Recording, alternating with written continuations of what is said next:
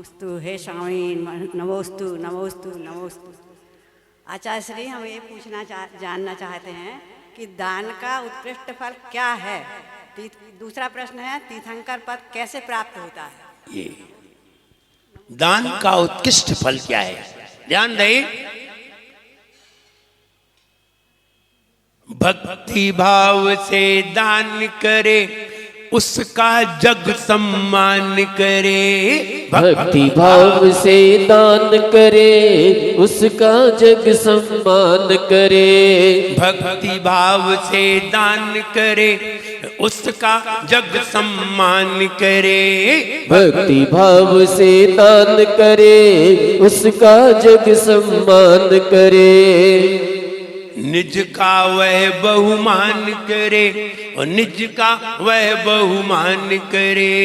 निज का वह बहुमान करे, निज का वह बहुमान करे। देने वाला ही हो, देने वाला ही सब कुछ पा जाए रे। जीवन है पानी की बूंद कब मिट जाए रे। हो जीवन है पानी की बूंद कब मिट जाए रे। हमें जितनी भी बाहर की वस्तुएं प्राप्त होती हैं, जितनी भी, ये सब दान का परिणाम है। जितनी भी अंतरंग वस्तु प्राप्त होती है वो सब ध्यान का परिणाम है। अंतरंग गुण कैसे मिलेंगे? ध्यान से। अब बाहर की वस्तु किससे मिलेगी? दान से। अगर बाहर में संपन्न होना है, जो लोग बाहर में संपन्न नहीं होते वो भीतर का ध्यान कभी नहीं कर पाते,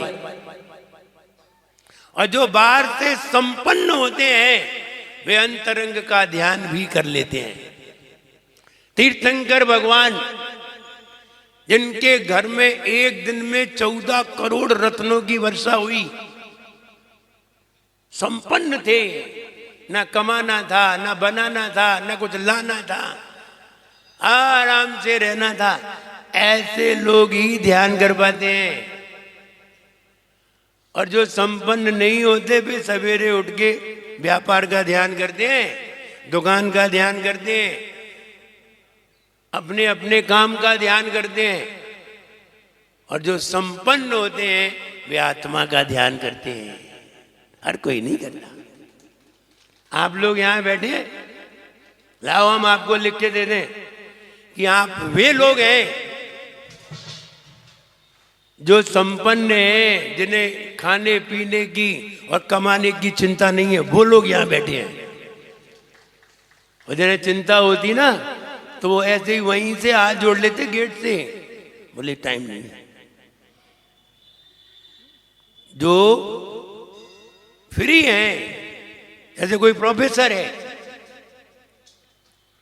कोई बैंक मैनेजर है, उसका ऑफिस 11 बजे बाद खुलता है।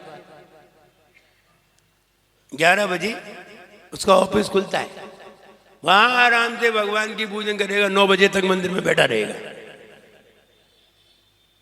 और जिन्हें सवेरे दुकान खोलने हैं वे दर्शन कर ले, यही बहुत है।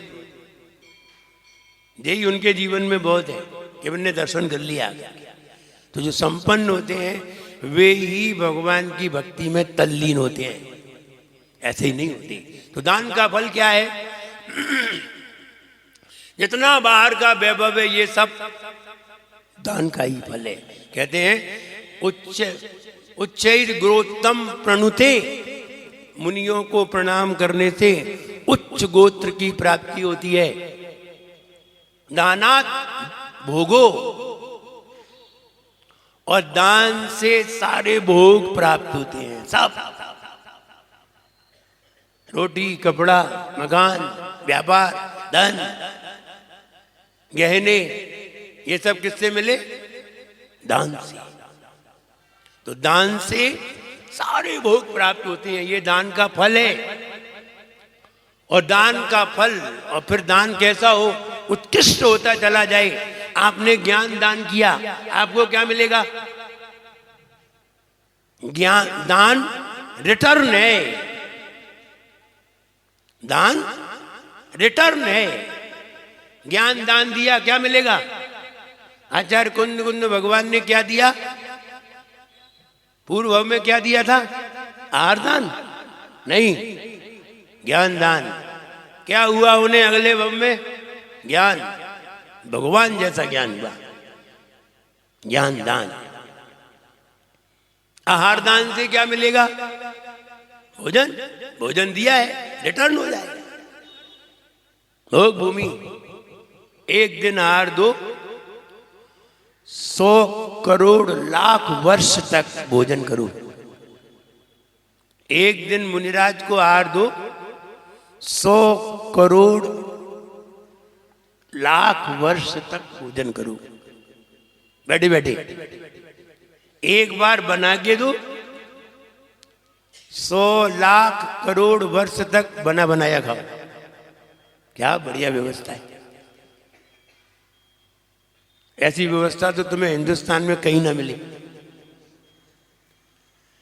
सिर्फ एक दिन के आहार में, एक दिन बना के देना है और इतने साल तक आराम से बैठे बैठे खाना है। भोग भूमि में, या नहीं, भोग भूमि में। ये आहार दान का फल है। औषधि दान, निरोग, आप बीमार नहीं होंगे। कई लोग ऐसे होते हैं पैदा होते ही बीमार होते हैं और मरते दम तक बीमारी रहते हैं। कई लोग ऐसे होते हैं जो बीमारी नहीं होते, ना शुरू में थे, ना बाद में थे, ना बीच में हुए। और कोई ऐसे होते हैं कि बचपन में तो स्वस्थ होते हैं और जवानी में बीमार हो जाते हैं। कुछ लोग ऐसे होते हैं जो बुढ़ापे में बीमार होते हैं, कुछ लोग ऐसे होते हैं बचपन में बीमार होते हैं। सबकी अलग अलग स्थिति है। और ऐसा एक आदमी हो जो बीमार ना हो। बीमार तो सभी होते हैं।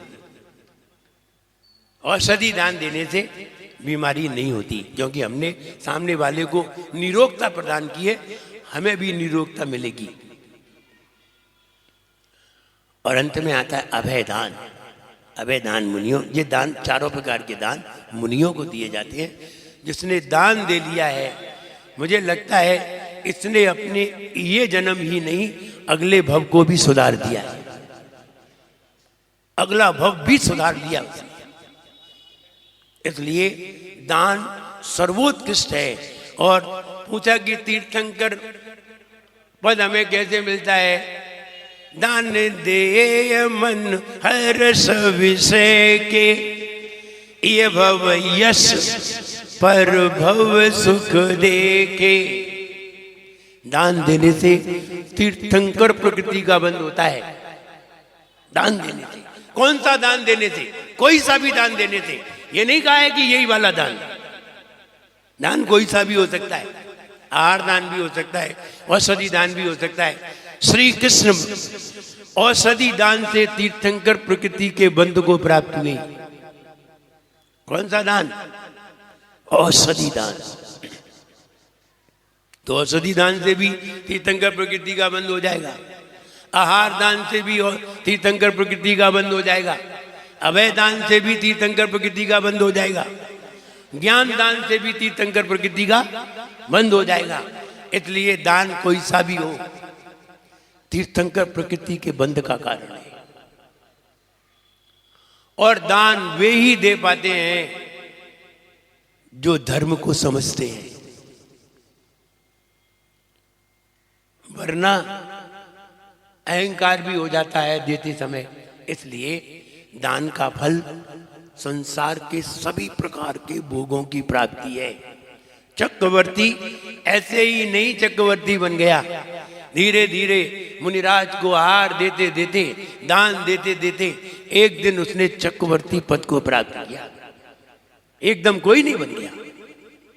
और चक्रवर्ती पद में भी वह आहार देता है। एक भी चक्रवर्ती ऐसा नहीं होगा जिसने आहार नहीं दिया हो। आप पूरे 12 चक्रवर्ती का आप वो देख लीजिए बायोडेटा उनका। और बिना आहार दिए आए नहीं थे, और चक्रवर्ती पद में भी जिन्होंने आहार दिया था। आप सभी चक्रवर्ती को देख लीजिए, कोई चक्रवर्ती ऐसा होगा ही नहीं, सबने दिया होगा। हम ये कहें, ये तो बहुत उत्कृष्ट भावना है दान की, और उत्कृष्ट लोगों में ये बात हुआ करती है। जो लोग धन को समझ लेते हैं, धन से संपन्न होते हैं, वे ही लोग सभी प्रकार के दानों में उत्तम विचार कर पाते हैं। हर व्यक्ति नहीं कर पाता। हम कितना भी धन एकत्र कर लें, लेकिन हमारे कोई काम का नहीं है। लेकिन जो दान कर लिया है, उसमें हमारी आत्मा बिल्कुल प्रसन्न होती है। देने में आत्मा प्रसन्न होती है। कोई व्यक्ति अगर सड़क पे किसी का एक्सीडेंट हो जाए और आप उठा करके उसे ले जाएं, कोई लोग देखते हुए निकल जाएं, आप उसे उठा करके हॉस्पिटल ले जाएं और हॉस्पिटल में जा करके उसका उपचार करा दें, और वो व्यक्ति जब होश में आए तब आप उसके सामने जाएं और उसे पता चले कि आप उसे उठा करके लाए थे, वो देखिए आपसे कैसे बात करता है। वो ये कहेगा, आप तो मेरे लिए भगवान, वो ये कहेगा। और तब तुम्हें जो खुशी होगी, वो खुशी तुम्हें कभी भी नहीं हो सकती। इसलिए देने वालों को बड़ी खुशी होती है जब आप आहार देते हैं कि नहीं? कितने लोगों ने आहार दिया होगा? हाथ ऊंचा करिए। सबने दिया है। महाराज को आहार देते हैं, और आपने आहार दिया, मन शुद्धि, वचन शुद्धि, काय शुद्धि बोल करके जब आप आहार देते हैं और महाराज आहार लेते हैं, तब आपको कैसी प्रसन्नता होती है?